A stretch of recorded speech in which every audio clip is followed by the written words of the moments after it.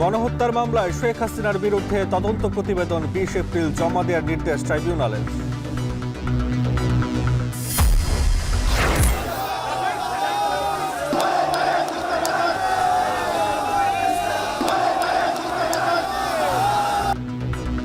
তিস্তার পানি ন্যায্য হিস্যার দাবিতে 5 জেলায় লাখো মানুষের পদযাত্রা, অসম চুক্তির মাধ্যমে ভারতের একতরফা সুবিধা নেয়ার প্রতিবাদ।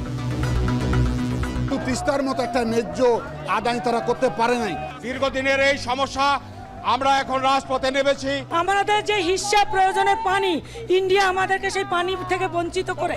নদীর তীর রক্ষা করা হোক এবং এখানকার শিল্পাঞ্চল গড়ে তোলা হোক। এই সৃষ্টিতে আমরা আমাদের দীর্ঘদিনের দাবি আদায় করব। স্বৈরাচারের দোষরা সংঘটিত হচ্ছে, ডিসিদের সতর্ক থাকার আহ্বান, তরুণদের জন্য সামরিক প্রশিক্ষণের প্রস্তাব।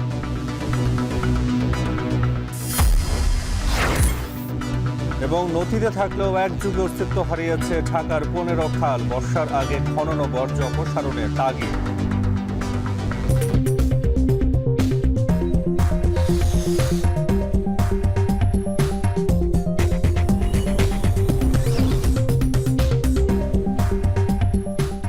স্বাগত। এখন ঢাকায় পুরো আয়োজনে আপনাদের সঙ্গে আছি আমি তাসওয়ার নাফি।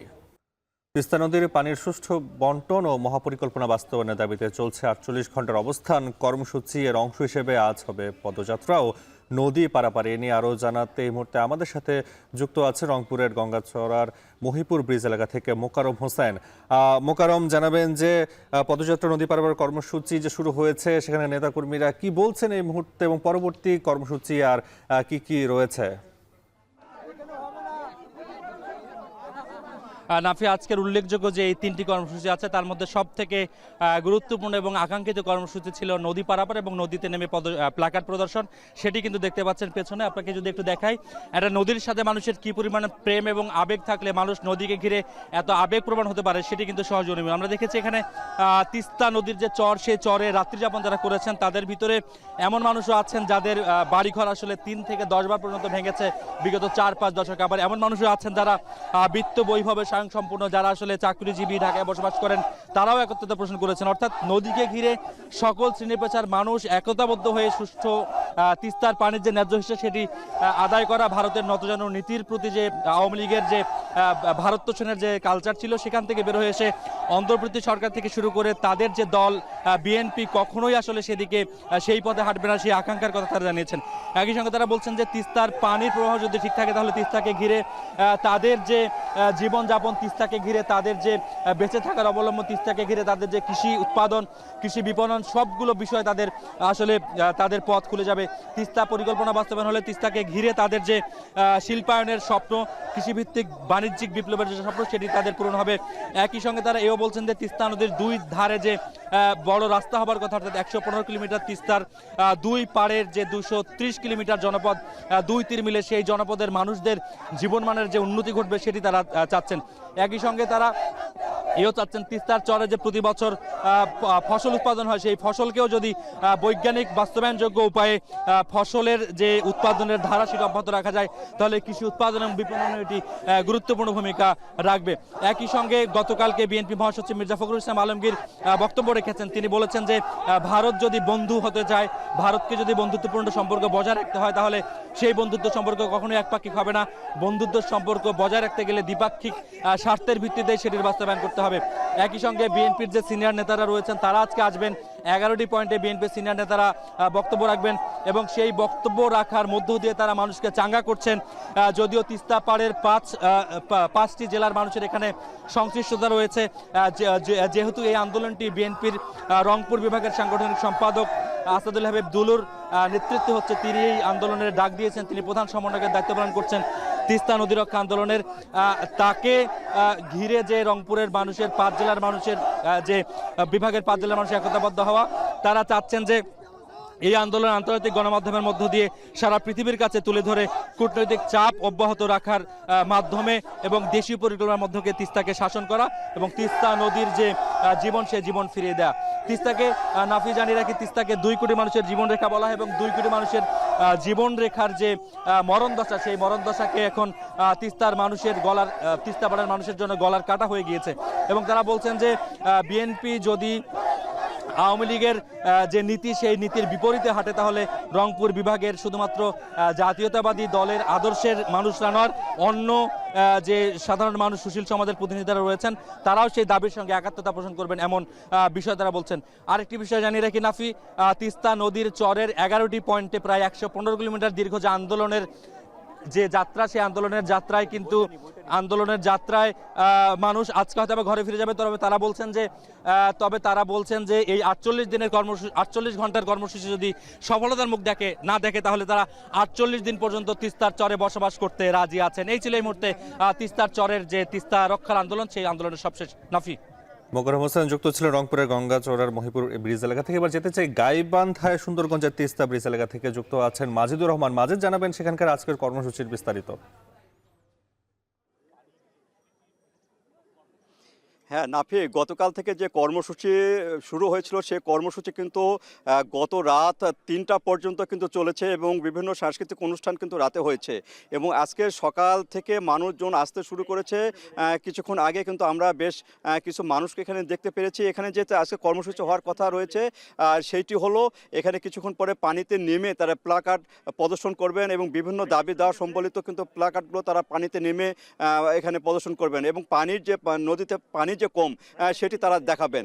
আর গতকালে যে এখানে রাজনৈতিক নেতৃবৃন্দ যারা এসেছিলেন তারা যেটি মেসেজ দিয়ে গেছেন যে ভারতকে অবশ্যই ন্যায্য পানির হিস্সা দিতে হবে, যাতে করে তিস্তার যে শুকনো মৌসুমে যে পানি থাকে না, এতে বাংলাদেশে এখানে কৃষকদের যে ক্ষতি হয়, তিস্তা পারে মানুষদের যে ক্ষতি হয়, সে ক্ষতিটা কিন্তু তাদেরকে বুঝতে হবে এবং যে মহাপরিকল্পনা তিস্তা রয়েছে সে মহাপরিকল্পনার মাধ্যমে যে দুই পার বাঁধা, নদী খনন করা, এসব করণের মাধ্যমে কিন্তু তিস্তার পারে যে মানুষগুলো রয়েছে তাদের কিন্তু একটা সুব্যবস্থা করে দেওয়া, যাতে করে তারা এখানে কৃষি কাজগুলো করতে পারে, কৃষি ফসল ফলাতে পারে, পাশাপাশি তাদের বাড়িঘর যে নষ্ট হয়ে যায় প্রতি বছর সে বাড়িঘরগুলো তারা রক্ষা করতে পারে। এরকম দাবি সম্বলিত যে কর্মসূচি, সে কর্মসূচি গতকাল থেকে যে চলছে সেটা আজও চলবে, আজকে রাত পর্যন্ত চলবে এবং এই মানুষগুলোর একটাই দাবি, যতদিন পর্যন্ত এই তিস্তার যে মহাপ্রকল্প বাস্তবায়ন না হবে, ন্যায্য হিস্সা পানি না পাওয়া যাবে, ততদিন কিন্তু তারা এই আন্দোলন চালিয়ে যাবে।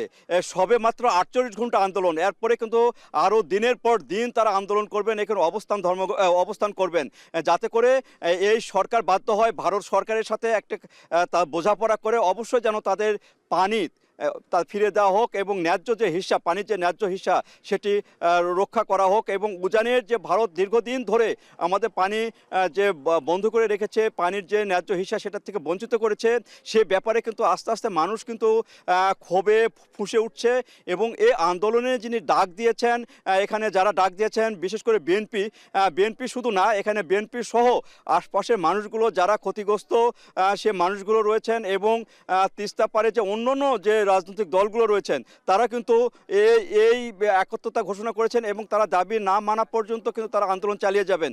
তো নাফি, এইভাবে কিন্তু তারা আন্দোলন চালিয়ে যাচ্ছেন এবং আজকে রাত পর্যন্ত এই আন্দোলনটি চলবে এবং তারপরে শেষ হবে আপাতত। মাজিদুর রহমান যুক্ত ছিলেন গাইবান্ধার সুন্দরগঞ্জের তিস্তা ব্রিজ এলাকা থেকে। জানাচ্ছিলেন তিস্তা নদীর পানির সুষ্ঠু বন্টন ও মহাব্যবস্থাপনার দাবির 48 ঘন্টার যে অবস্থান কর্মসূচি সেই বিষয়ে জেলা প্রশাসক সম্মেলনে সমাপনী দিন আজ। এই বিষয়ে এই মুহূর্তে কথা বলছেন স্বরাষ্ট্র উপদেষ্টা, আমরা যুক্ত হচ্ছি সেখানে। এগুলির ব্যাপারে আলোচনা হয়েছে। তাহলে আপনি আইন শৃঙ্খলা পরিস্থিতি উন্নয়নের জন্য সুনির্দিষ্ট কোনো নির্দেশনা দিয়েছেন কিনা? আইন শৃঙ্খলা উন্নতির জন্যই তো আমরা এই যে একটা অপারেশন চালাচ্ছি ডেভিল হান্ট, এটা তো আপনারা জানেন এবং আপনারা এই থেকে সাহায্য এবং সহযোগিতা করে যাচ্ছেন, এই জন্য আপনাদের আমি ধন্যবাদ জানাই।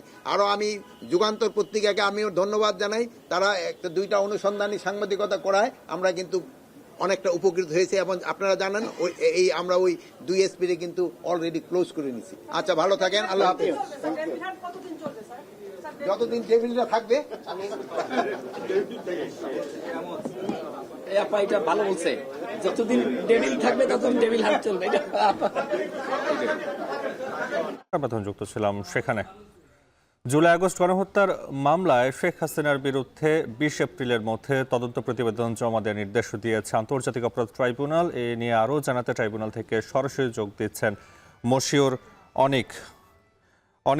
জানাবেন যে এই যে আজকে যে বিষয়টি প্রসিকিউশন তদন্ত কোন পর্যায়ে আছে, প্রতিবেদন জমা দেওয়ার সময়সীমা নিয়ে প্রসিকিউশন কি বলছে?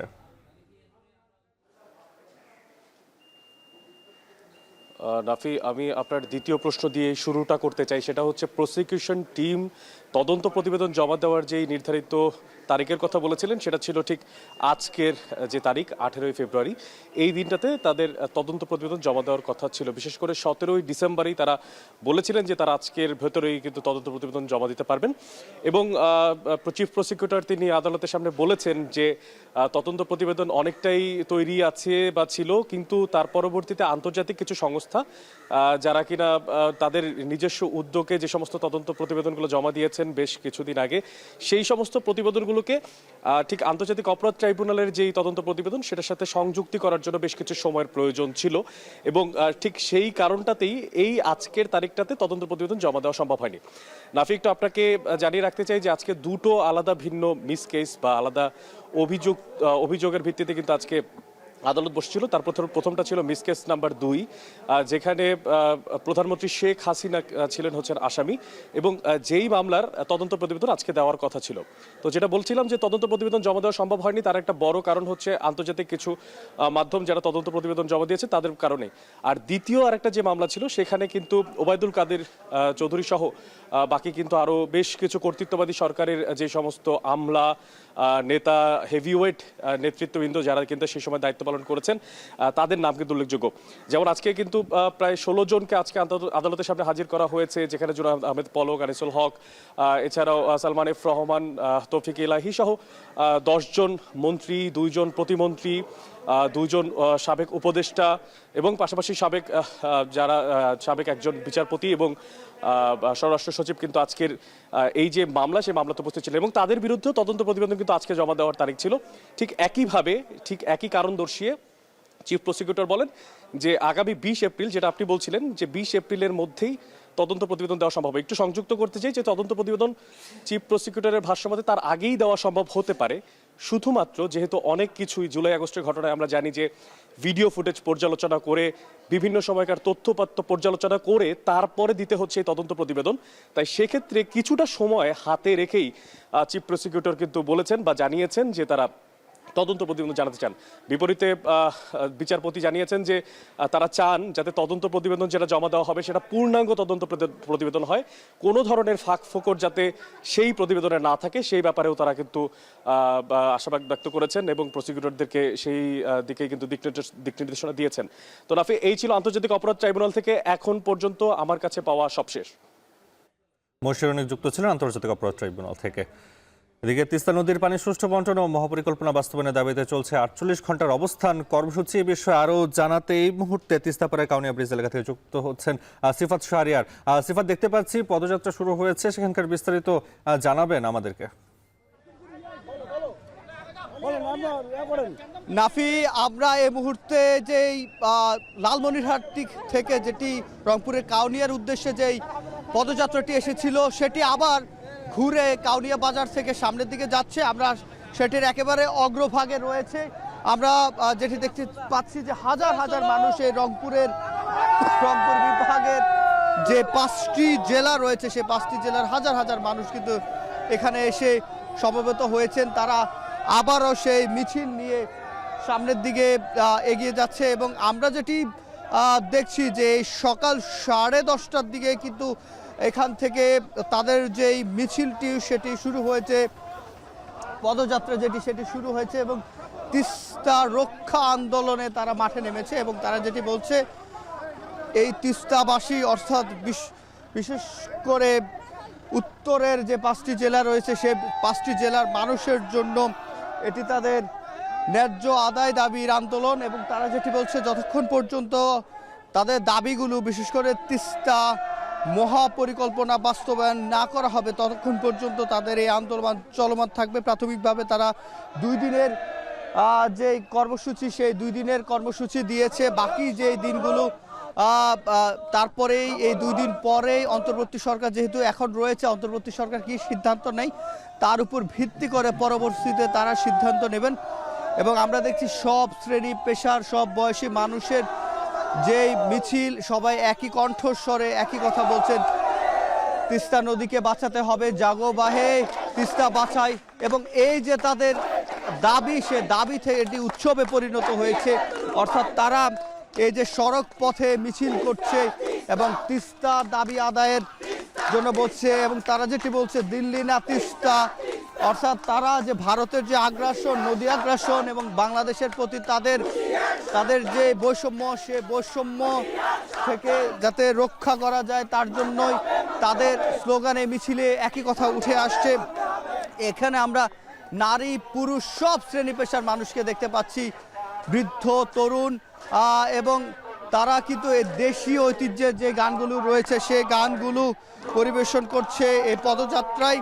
এবং আমরা গতকাল থেকে দেখেছি, আজকে যেহেতু দ্বিতীয় দিন, তারা কিন্তু তাদের আঞ্চলিক ভাষায় গানে কবিতার মাধ্যমে তাদের যে অধিকার আদায়ের যে সোচ্চার সেটি কিন্তু তারা হয়েছেন। দেখতে পাচ্ছেন সকল শ্রেণী পেশার মানুষে এই উত্তরের খাঁটি মাটির কৃষক, শ্রমিক জনতা, ছাত্র, শিক্ষক সকলে সেখানে জড়ো হয়েছেন। এবং তিস্তার পানি যে বাংলার দাবি সেটি কিন্তু তারা এই তিস্তা আন্দোলনের মাধ্যমে তারা বলছেন। এবং এখানে প্রধান পৃষ্ঠপোষক যে বিএনপি অঙ্গ সংগঠনের নেতাকর্মীরাও কিন্তু এখানে এই তিস্তা নদী রক্ষা আন্দোলনের সাথে যুক্ত হয়েছে।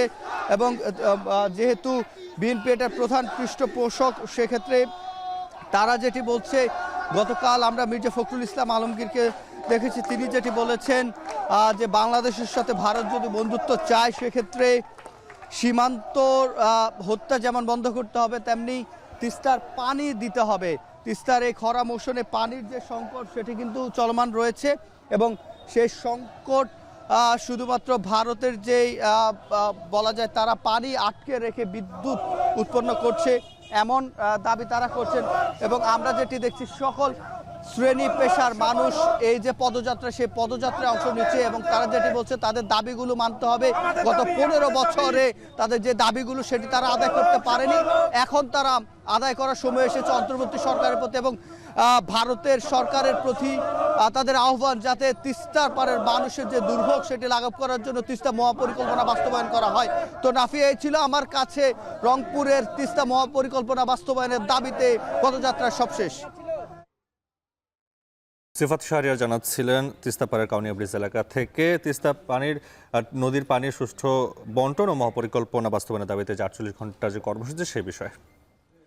জুলাইয়ের গণহত্যাকারীদের বিচার কার্যক্রম সম্পন্ন করতে পারলেই নিজেদের সফল মনে করবে অন্তর্বর্তী সরকার। রাজধানীতে জুলাই অভ্যুত্থান নিয়ে এক প্রদর্শনীর অনুষ্ঠানে কথা বলেন উপদেষ্টা মাহফুজ আলম। তিনি বলেন, এক দল নীতিতে চলেছে শেখ হাসিনা, তার বাবার পথ অনুসরণ করে দেশের জনগণের উপর নির্যাতন চালিয়েছে এবং প্রশাসনকে কুক্ষিগত করে বাকশাল গড়ে তুলেছিল। এই শহীদ এবং আহতদের উপরে যে নির্বিচার গণহত্যা চলেছে তার বিচার, যে রাষ্ট্রযন্ত্র নির্মাণ করেছিল হাসিনা, মূলত শেখ হাসিনা, শেখ মুজিব যেতটুকু করে যেতে পারেননি তারই রেপ্লিকা অনুসরণ করে, ওই শাসন ব্যবস্থার রেপ্লিকা অনুসরণ করে উনি আসলে বাংলাদেশের জনগণের উপর নিপীড়ন চালিয়েছেন। উনি প্রশাসন যন্ত্রকে ইনহেরেন্টলি বাকশাল করে তুলেছিলেন।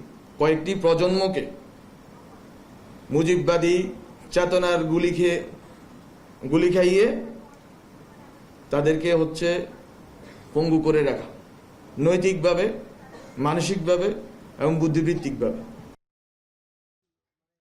যোগ্য ব্যক্তিকে যোগ্য স্থানে দায়িত্ব দেওয়ার আহ্বান জানিয়েছেন জাতীয় নাগরিক কমিটির আহ্বায়ক নাসির উদ্দিন পাটোয়ারি। সকালে রাজধানীতে জাতীয় নাগরিক কমিটি আয়োজিত জুলাই বিপ্লব পরবর্তী বাংলাদেশের পররাষ্ট্রনীতি নিয়ে জাতীয় সংলাপে তিনি একথা বলেন। নিজেদের আন্তর্জাতিক পাওনা নিজেদেরই বুঝে নিতে হবে বলে জানান তিনি। বিএনপি একটা ভালো প্রোগ্রাম করেছে, জাগো ভাই তিস্তা নদীর পানি, এটা ফ্যাক্ট বেসিস, যে আপনি ভাই আমার ন্যায্য পানি দরকার, আমি পানি পাইতেছি না, আপনি আমার বর্ডারে সীমান্ত হত্যা করতেছেন, আমি ওইটার ন্যায্যতা পাচ্ছি না, বিচার পাচ্ছি না। এই জিনিসগুলো আমাদের নিউ ওয়ার্ল্ড স্টেজের যারা আছে, স্টেক হোল্ডার আছে, তাদের কাছে নিয়ে আসতে হবে। জুলাই আগস্ট গণহত্যার মামলায় শেখ হাসিনার বিরুদ্ধে 20 এপ্রিলের মধ্যে তদন্ত প্রতিবেদন জমা দেওয়ার নির্দেশ দিয়েছে আন্তর্জাতিক অপরাধ ট্রাইব্যুনাল। এই নিয়ে ব্রিফ করছেন চিফ প্রসিকিউটর তাজুল ইসলাম, যুক্ত হচ্ছে সেখানে। এমন সব অভিযোগ আছে যে তাদেরকে বিচার শেষ হওয়ার আগে জামিন দেওয়ার কোনো সুযোগ আছে বলে আমাদের দিক থেকে আমরা মনে করি না, কিন্তু ডিসিশন নেওয়ার ক্ষমতা তো সবসময় আদালতের। আমরা আদালতের উপরে কোনো কথা বলতে চাই না। আমরা এই জামিনের ঘোরতর বিরোধিতা করবো এবং তথ্য প্রমাণ তুলে ধরবো যে কেন এই আসামিদেরকে জামিন দেওয়ার কোনো সুযোগ নেই, সেটা আমরা তুলে ধরবো। আচ্ছা, আপনারা জানেন যে এই মামলাতে একটা গুরুত্বপূর্ণ প্রমাণ হবে যে ডিজিটাল তথ্য প্রমাণ। তো ডিজিটাল তথ্য প্রমাণ আপনারা জানেন যে ডিজিটাল ফুটপ্রিন্ট বলে একটা জিনিস থাকে। তো আমরা এই সমস্ত ডিজিটাল এভিডেন্স পেয়েছি। এমন তারা বিভিন্ন জায়গায় যে সমস্ত কথাবার্তা বলেছেন, যে গণহত্যার জন্য যে সমস্ত নির্দেশাদি দিয়েছেন, সেই সব নির্দেশাবলী যে তাদের টেলিফোনিক অর্ডারের মাধ্যমে যে গিয়েছে, হত্যাকাণ্ড করে এক ছাত্র জনতাকে নির্মূল করার কথা বলা হয়েছে, সমস্ত টেলিভিশন চ্যানেলগুলো বন্ধ করে দেওয়ার কথা বলেছে, এই ধরনের কথোপকথন তারা যে করেছেন তাদের অজ্ঞাতে সেগুলো রেকর্ডেড হয়েছে। তো সেগুলো আমাদের হাতে আসছে।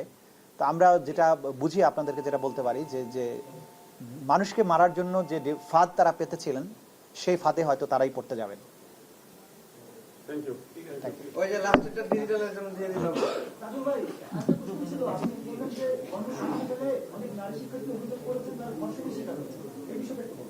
না, এটা যা কোর্টে বলার বলেছি, তদন্ত কমপ্লিট হোক, আরো বিস্তারিত জানতে পারবেন। আমি কোর্টে যেটা বলেছি, আমাদের কাছে অভিযোগ আছে।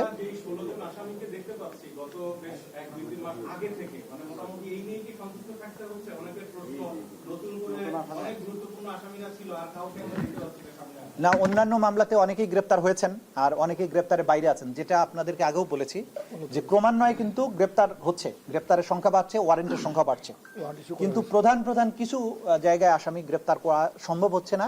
সেটা আইন শৃঙ্খলা রক্ষাকারী বাহিনী জানেন যে কেন সম্ভব হচ্ছে না। আমরা আশা করছি খুব সহসাই অনেক হেভিওয়েট আসামি যেগুলো আছে সেগুলো আস্তে আস্তে ধরা পড়ে যাবে এবং তারা বিচারের মুখোমুখি হবে। আন্তর্জাতিক অপরাধ ট্রাইব্যুনালে কথা বলছিলেন চিফ প্রসিকিউটর তাজুল ইসলাম, যুক্ত ছিলাম সেখানে। রাজধানীর উত্তরায় রাতের বেলা তুচ্ছ ঘটনা নিয়ে ধারালো অস্ত্র দিয়ে কুপিয়ে আহত করা হয়েছে এক দম্পতিকে। এই ঘটনায় জড়িত 5 জনের মধ্যে 2 জনকে গণপিটুনি দিয়ে পুলিশের কাছে সোপর্দ করেছে উপস্থিত জনতা। আহত দম্পতি রাজধানীর একটি বেসরকারি হাসপাতালে চিকিৎসাধীন আছেন। বিস্তারিত রাব্বি হোসেনের প্রতিবেদনে। রাজধানীর উত্তরার 7 নম্বর সেক্টরে এভাবেই রাতের বেলা প্রকাশ্যে এক দম্পতিকে ধারালো অস্ত্র দিয়ে কুপিয়ে আহত করে বখাটেরা। এই নৃশংস দৃশ্য ধরা পড়ে উপস্থিত জনতার মুঠোফোনে, যা মুহূর্তেই ছড়িয়ে যায় সামাজিক যোগাযোগ মাধ্যমে। ঘটনাটি সোমবার রাত 10টার দিকে। কয়েকজন বখাটে তরুণ বেপরোয়াভাবে হর্ন বাজিয়ে মোটরসাইকেল চালিয়ে যাওয়ার সময় একটি রিকশায় ধাক্কা দেয়। এ সময় পাশ দিয়ে মোটরসাইকেলে যাওয়া দম্পতি মেহবুব হাসান ও নাসিমা ইফতির সঙ্গে হর্ন বাজানো নিয়ে তর্কাতর্কি হয়। এক পর্যায়ে ধারালো অস্ত্র দিয়ে এলোপাথারি কুপিয়ে জখম করে তাদের। পরে উপস্থিত জনতা কিশোর গ্যাংয়ের এই 2 সদস্য রবি ও মোবারককে গণপিটুনি দিয়ে উত্তরা পশ্চিম থানা পুলিশের কাছে সোপর্দ করে। উত্তরা থানা পুলিশ জানায়, ঘটনার শুরুতে 3 জন থাকলেও পরে বাকি সহযোগীদের খবর দিলে মূলত তারাই ধারালো অস্ত্র নিয়ে আসে। ঘটনায় জড়িত 2 জনকে আটক করেছে পুলিশ। বাকি 3 জনকে আটকে চলছে অভিযান। ধাক্কা দিলে রিকশাওয়ালা নেমে এসে এটা প্রতিবাদ করার পরে যখন ভিকটিমদের পাশ দিয়েও যাওয়ার সময় উচ্ছৃঙ্খলভাবে যাওয়ার কারণে সেও এটা রিকশাওয়ালার পক্ষ নিয়ে এদেরকে অপরাধীদের সাথে প্রতিবাদ করে এবং অপরাধীদের একজনকে কলার ধরে। সহপাঠী আরও 2 জন 2টা ধারালো দেশীয় অস্ত্র এনে এই ঝগড়াঝাটি অবস্থায় তাদের স্বামী স্ত্রীকে কোপ দেয়। আহত দম্পতি বর্তমানে রাজধানীর একটি বেসরকারি হাসপাতালে চিকিৎসাধীন রয়েছে। রাব্বি হোসেন, এখন, ঢাকা। গত 1.5 যুগে ভরাট দখল আর অবকাঠামোর চাপে ঢাকায় বিলুপ্ত হয়েছে 12 থেকে 15টি খাল। নথিতে উল্লেখ থাকলেও বাস্তবে এসব খাল নেই। অবশিষ্টগুলোর অবস্থাও বেশ নাজুক। মূলত অপরিকল্পিত নগরায়নে হারিয়ে গেছে খালের অধিকাংশ অংশ। পরিবেশ উপদেষ্টা জানান, নগরের জলাশয় ঘিরে একটি মাস্টার প্ল্যান রয়েছে সরকারের। আর বিশেষজ্ঞরা বলছেন, নগর বাঁচাতে এসব খাল শিরা উপশিরার মতন কাজ করে। বিস্তারিত জাবেদ আবদুল্লাহর প্রতিবেদনে। বুড়িগঙ্গা, শীতলক্ষা, তুরাগ, বালু এই 4 নদী ঘিরে রেখেছে রাজধানী ঢাকাকে। এছাড়া বিভিন্ন খাল জালের মতো ছড়িয়ে আছে ঢাকার বুকে। 2 যুগ আগেও ঢাকায় খাল ছিল 70-এর বেশি। এখন সে চিত্র বদলেছে। বেশিরভাগ খালই এখন বিলুপ্ত। যেগুলো কোনোভাবে টিকে আছে সেগুলোর দুপারে বসেছে ইটের পর ইট। কঠিন বর্জ্যে ভরাট হয়েছে বেশিরভাগ অংশ। দেখতে দেখতে তো এটা বোঝাই যায় না নদী, এটা দেখা যায় একবার একটু সামান্য খালের মতো। খাল বাঁচায় রাখতে হবে, সেটা খালের বিকল্প কোনো কিছু নাই, না হয় পানি নিষ্কাশন হবে না। স্থানীয় বাসিন্দারা বলছেন চোখের সামনে খাল ভরাট হয়ে এখন পরিণত হয়েছে ময়লা আবর্জনার ভাগাড়ে। বাড়িধারার পাশটা যেমন ঝিলটা অনেক ক্লিন রাখা হয়, কিন্তু আমাদের এই গুলশানের এই পাশটা কিন্তু ক্লিন করা হয় না, এবং ময়লাগুলো খুব বোধহয় অ্যাভেলেবেল ফেলানো হয় এটার ভিতরে, যার কারণে গন্ধ হয়, পরিবেশ দূষণটা বেশি হচ্ছে। নগর পরিকল্পনাবিদরা জানান দখল দূষণে সংকটাপন্ন খাল উদ্ধার করে খনন কাজকে ত্বরান্বিত করতে হবে। আসন্ন বর্ষার কথা মাথায় রেখে সাজাতে হবে কর্মপরিকল্পনা। এলাকার যারা ময়লা ফেলছে তাদেরকে যেন সামাজিকভাবেই তাদের প্রতিহত করে, এই ধরনের মেকানিজম ছাড়া ঢাকার মতো এত বড় শহর সে কখনোই তার এই যে খালগুলোকে, ড্রেনগুলোকে সার্বক্ষণিক সে পরিষ্কার রাখতে পারবে না। তাহলে লোকাল এঙ্গেজমেন্ট দরকার। আর এই ব্যাপারে ঢাকা দক্ষিণ সিটি কর্পোরেশনের প্রধান বর্জ্য ব্যবস্থাপনা কর্মকর্তার কাছে প্রশ্ন ছিল, খাল উদ্ধারে কোন ছকে আগাবে তারা, ভাবনায় কোন কাজটুকু আগে ঠাঁই পাচ্ছে। 3 থেকে 4 ফিট পর্যন্ত, কিছু কিছু ক্ষেত্রে 5 ফিট পর্যন্ত পলি জমে গেছে। এই 3 থেকে 4 ফিট পলিটা আমরা অপসারণ করব। অপসারণের পরে আমরা আরও 3 ফিট থেকে 4 ফিট পর্যন্ত আমরা খালের তলদেশ খনন করব। খনন করার পরে আমাদের সাইডে হলো রিটেনিং ওয়াল হবে। রিটেনিং ওয়াল পরে আপনার সাইডগুলি মাটি দিয়ে ভরাট করার পরে আমাদের ওখানে হবে আপনার ওয়াকওয়ে। ফেব্রুয়ারির শুরুতে গণমাধ্যমে বিষয়টি আরও স্পষ্ট করেন পরিবেশ উপদেষ্টা। বলেন, আসছে বর্ষা মৌসুমে জলাবদ্ধতা নিরসনে যে সকল উদ্যোগ রয়েছে সরকারের, তার মধ্যে বেশি প্রাধান্য পাবে খাল খনন, বর্জ্য অপসারণ কর্মসূচি। পরিবেশ উপদেষ্টা জানান, খালগুলোর ব্যাপারে নগরবাসীকে সিদ্ধান্ত নিতে হবে। এই বর্ষার আগে আপাতত তো 6টা, আশা করি এই মাসে আমরা আরও 4টার কাজ হাতে দেব, এবং এই বর্ষার আগেই বাকি 9টার কাজও আমরা শুরু করে দিতে পারবো। অন্তত যাতে পানির প্রবাহ খালগুলোতে আনতে পারি, সেটাই আমাদের প্রাথমিক টার্গেট, এবং এই কর্মসূচিটাকে কেন্দ্র করে আমরা এই 19টা খাল কেন্দ্রিক একটা হয়তো মাস্টার প্ল্যান করে ফেলবো। সেবা সংস্থাগুলো ঠিক সময়ের আগে কাজ শেষ করতে পারলে এবারের সুফল পেতে পারে নগরবাসী। বর্তমানে ঢাকা উত্তর সিটিতে 30টি আর ঢাকা দক্ষিণ সিটি কর্পোরেশনে 28টি খাল জলাশয় রয়েছে। ধোলাইখাল, লোহার পুল, কাঠের পুল ইত্যাদি নামগুলো মনে করিয়ে দেয় কোনো এক মৃত খালের স্মৃতিকে। এই নগরী নানা কারণে সেই খালগুলোকে গিলে খেয়েছে। বিশ্লেষকরা বলছেন, জলের এই প্রবাহ চিরকাল মানুষের সুখ দুঃখের সাক্ষী। নদী, নালা, খাল মানব সভ্যতার দিশারি, তাই এদের কাছে আমাদের ঋণ রয়েছে। সেই ঋণ পরিশোধ বা এই নগরকে আরও বাসযোগ্য করে তোলার জন্য হলেও বেঁচে যাওয়া খালগুলোকে এখন রক্ষা করতে হবে। জাবেদ আব্দুল্লাহ, এখন, ঢাকা। এখন টেলিভিশনের রাজশাহী ব্যুরো রিপোর্টার মাসুমা আক্তার মারা গেছেন। মঙ্গলবার ভোর রাতে নারায়ণগঞ্জের সাইনবোর্ডের একটি বেসরকারি হাসপাতালে চিকিৎসাধীন অবস্থায় তার মৃত্যু হয়। এর আগে গেল শুক্রবার ভোরে ঢাকা চট্টগ্রাম মহাসড়কের কুমিল্লার পদুয়ার বাজার এলাকায় সড়ক দুর্ঘটনায় গুরুতর আহত হন তিনি। এ সময় স্থানীয়রা তাকে উদ্ধার করে কুমিল্লা মেডিকেল কলেজ হাসপাতালে নিলে চিকিৎসকরা তাকে ঢাকা মেডিকেলে পাঠান। সেখানে একদিন চিকিৎসার পর অবস্থার অবনতি হলে আইসিইউর প্রয়োজন পড়ে। তবে ঢাকা মেডিকেলে আইসিইউ না পাওয়ায় তাকে একটি বেসরকারি হাসপাতালে নেওয়া হয়। সেখানে অবস্থার আরও অবনতি হলে সোমবার থেকে তাকে লাইফ সাপোর্টে রাখা হয়েছিল। নাটোরের গুরুদাসপুরের মেয়ে মাসুমা আক্তার একটি বেসরকারি বিশ্ববিদ্যালয়ে লেখাপড়া শেষে এখন টেলিভিশনের রাজশাহী ব্যুরো রিপোর্টার হিসেবে কর্মরত ছিলেন।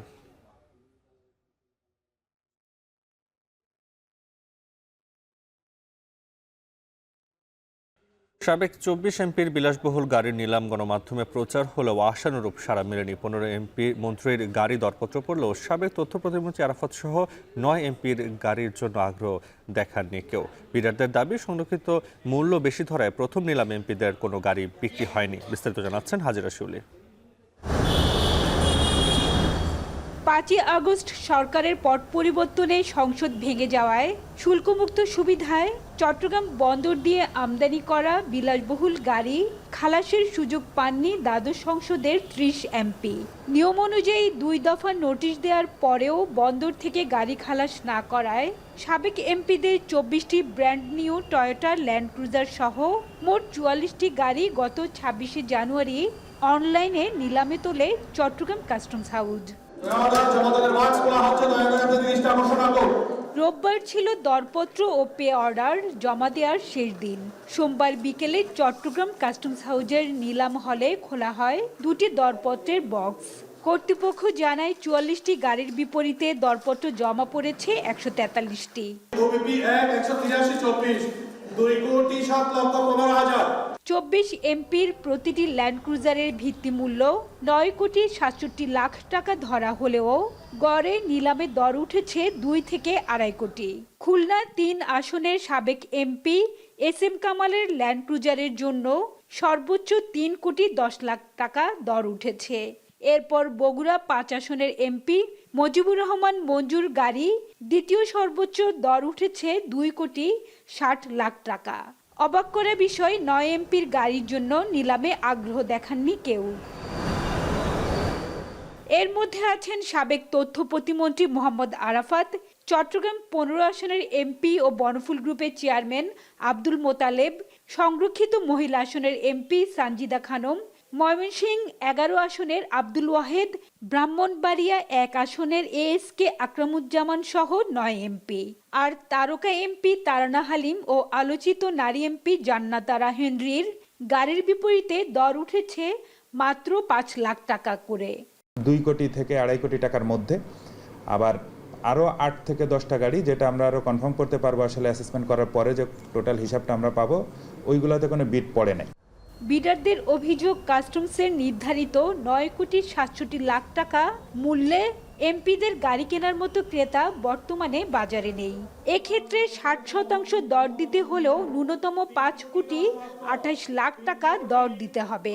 25% শুল্ক কর সহ দাম পড়বে 7 কোটি টাকারও বেশি। তাই দ্বিতীয় নিলামের অপেক্ষায় তারা। বাজারে যারা বিলিয়নার ট্রিলিয়নার যারা আছে, যারা এই সমস্ত গাড়ি পছন্দ করবে, ওরা বলতেছে এই গাড়ি তো আমরা নিব না এত দামে। কাস্টম কর্তৃপক্ষের অত্যধিক রিজার্ভ ভ্যালু রাখায় আমাদের পক্ষে গাড়ি বিক্রি করা আদৌ সম্ভব হয় নাই। আইন অনুযায়ী প্রথম নিলামে 60% দর না উঠায় 24 এমপির কোনো গাড়ি বিক্রির জন্য অনুমোদন হবে না বলে জানান নিলাম শাখার এই কর্মকর্তা।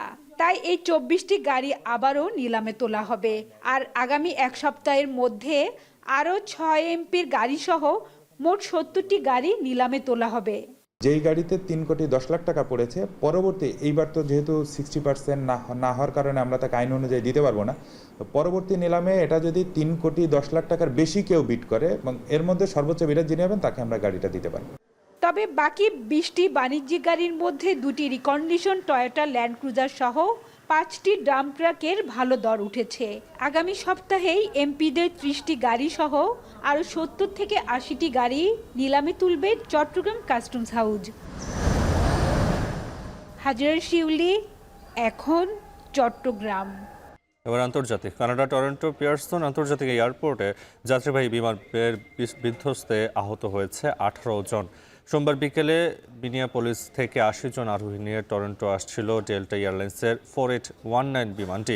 পিয়ারসন আন্তর্জাতিক বিমানবন্দরে অবতরণের সময় পুরোপুরি উল্টে যায় এটি, যদিও বিমানে থাকা সব যাত্রী, পাইলট ও ক্রুকে জীবিত উদ্ধার করা হয়। প্রতিকূল আবহাওয়ার কারণে রানওয়েতে বিমানটি উল্টে যায় বলে প্রাথমিকভাবে ধারণা করা হচ্ছে। এবারে খেলার খবর। মাঠে গড়ানোর অপেক্ষায় চ্যাম্পিয়ন্স ট্রফির নবম আসর। টপ ফেভারিটের তকমা পাকিস্তান ও ভারতে, নিউজিল্যান্ড, দক্ষিণ আফ্রিকা আছে ভালো অবস্থানে। ইনজুরির কারণে সেরা দল গড়তে না পারলেও বড় আসরে সব সময় ভয়ঙ্কর অস্ট্রেলিয়া। আর গত আসরে সুখস্মৃতি ভরসা যোগাচ্ছে টাইগারদের। বিস্তারিত আরিফুল ইসলাম সাহাবের প্রতিবেদনে।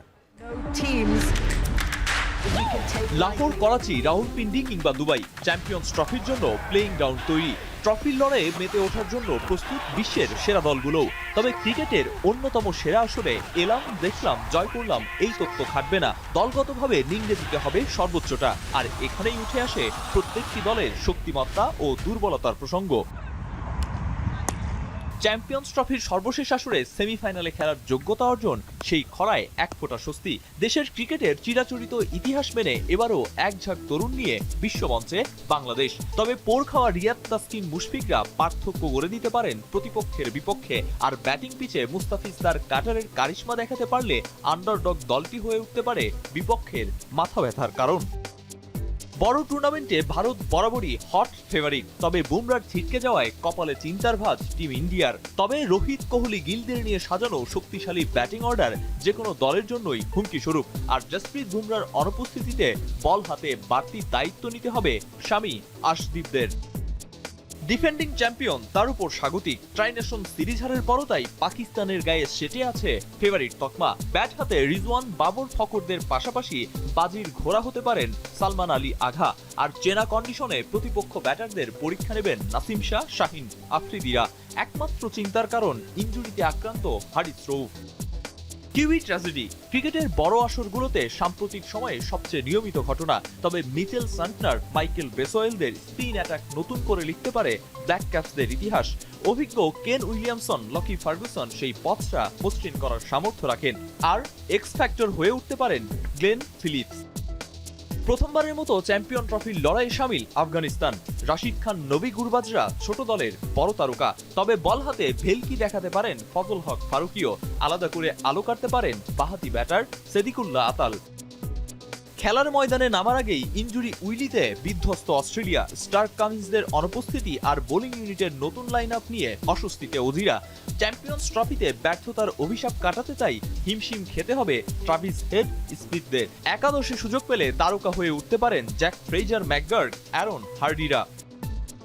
প্রায় সব দলে কম বেশি ইনজুরি জুজু থাকলেও অজিদের চিরপ্রতিদ্বন্দ্বী ইংল্যান্ড আছে সবচেয়ে ভালো অবস্থানে। রুট ব্রুকদের ক্লাসিক ব্যাটিং এর সাথে বাটলার, লিভিংস্টন, ফিল সল্টদের আগ্রাসী ব্যাটিং গড়তে পারে অপ্রতিরোধ্য কম্বিনেশন। এমন লাইন আপে বেন ডাকেট বোনাস। বোলিংয়ে বাকি কাজটা সারবেন মার্ক উড, গাস, অ্যাটকিনসনরা। 92 থেকে 23 সকল বৈশ্বিক আসরে দক্ষিণ আফ্রিকার সঙ্গী চোকার্স নামের বিশেষণ আলোচনায় না থাকলেও ক্লাসেন, মিলার, মার্করামদের সামর্থ্য প্রতিপক্ষকে নাড়িয়ে দিতে সক্ষম। পাশাপাশি রাবাদায় এনগিডিদের সাথে তাবরিজ শামসি, মহারাজদের স্পিন ঘূর্ণি চোকার্স তকমা ঘুচিয়ে বাবুমার দলকে পরাতে পারে রাজার মুকুট। আরিফুল ইসলাম সাহাব, এখন ঢাকা শেষ করার আগে শিরোনামগুলো আরো একবার। গণহত্যার মামলায় শেখ হাসিনার বিরুদ্ধে তদন্ত প্রতিবেদন 20 এপ্রিল জমা দেওয়ার নির্দেশ ট্রাইব্যুনালের। বিশ্বের সবচাইতে বড় আন্তর্জাতিক সংগঠন তারা যেহেতু গণহত্যার ব্যাপারে সুস্পষ্ট একটা রিপোর্ট দিয়েছে, আগামী 20 এপ্রিল এই পরবর্তী তারিখ নির্ধারণ করেছেন। এই সময়ের মধ্যে তদন্ত রিপোর্ট যাতে পাওয়া যায় সেটার ব্যাপারে বলেছেন।